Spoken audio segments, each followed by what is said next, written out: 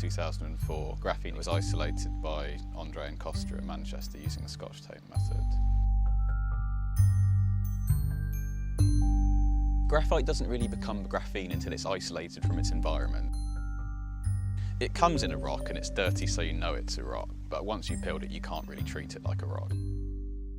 It's a low-tech manufacturing process to make something that's really quite high-tech. I mean, we're still making this by peeling apart bits of rock with pieces of sellotape. So in that respect, it's definitely a man-made thing. Graphene and these two-dimensional materials are fairly unique in that there's nothing really like them that's found in nature. Well, serendipity definitely played a big role in the original discovery. For example, when they first made graphene and put it down on a silicon wafer, there was a huge amount of serendipity on what kind of wafer they put it down on. If they had put it on the wrong kind of oxide thickness, they may not have seen the graphene. So there was definitely the serendipity aspect in that. Material science is being a bit like a detective.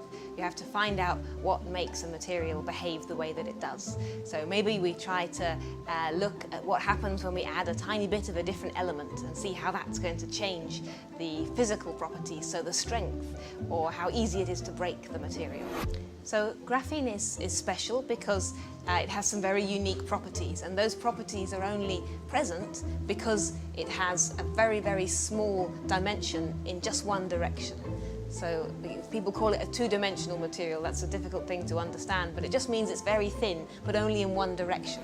If you imagine you're an electron living in graphene, then you are only allowed to move in two directions. And that's why it's a two-dimensional material. Graphene is absolutely tiny in one dimension, which means it behaves like a single molecule. Well, it is a single molecule, it's sort of surface. But in the other two dimensions, it's relatively big.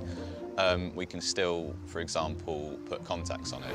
Basically, I'm trying to use graphene electrodes to measure currents through single molecules. It's nice because its atomic thinness means it has really well-defined contacts on the molecular scale, but then you can extend it out and contact it with metals, which you can then contact to electronic devices and actually make measurements through the graphene.